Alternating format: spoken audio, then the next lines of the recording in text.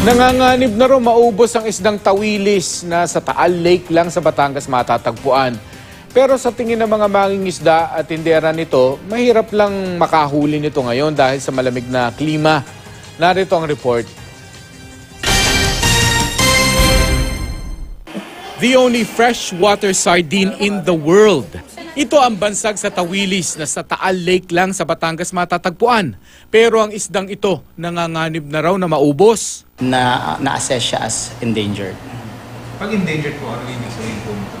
Well, ibig sabihin, it's a step closer na pwede na siyang maging extinct. Pero wala pa naman doon. Ang International Union for Conservation of Nature Red List Assessment Framework ang pinagbatayan ni na Dr. Santos, iba pang Pinoy at international scientists sa kanilang pag-aaral.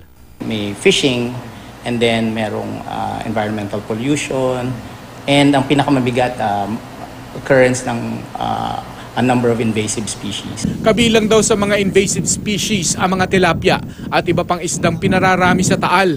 May mga programa naman daw ngayon para mapangalagaan ang tawilis. Ang Department of Agriculture naniniwalang malapit ng maubos ang tawilis. Sabi naman ng Department of Environment and Natural Resources, nasa ilalim ng data deficient status ng IUCN ang tawilis. Ibig sabihin, wala pang nakapag-assess nito kung nauubos na nga ba ang mga tawilis. Sa palengking ito sa bayan ng Kalaka, wala nang mabiling tawilis. Pero sabi ng ilang tindera, pabago-bago talaga ang dating ng supply ng tawilis. Hindi raw sila naniniwalang malapit na itong maubos. Kasi nga po, bago lumabas ang tawilis. Pero hindi na uubos. Sabi rin ng ilang mangingisda, hindi lang talaga ngayon season o panahon ng tawilis. Medyo iba po ngayon ang klima ng tubig, kaya siguro po ang tawilis nalalaot po siguro. May buwan din po na mahuli po talaga. Maging ang mga bulaluhan sa Tagaytay nangangamba sa pagkaubos ng tawilis. Karaniwang kasing kapares ng mainit na bulalo ang pritong tawilis. Siyempre nakakakaba din. Diyan kami humahatak sa tawilis at saka bulalo. Bukod sa tawilis, mababa rin ang supply ng galunggong kaya nananatili itong mahal sa ilang palengke.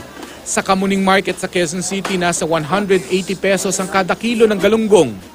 Closed fishing season pa rin kasi sa mga probinsyang pinagkukunan nito gaya sa Davao at Palawan. Hindi pa masabi ng mga nagtitinda kung kailan bababa ang presyo ng isda.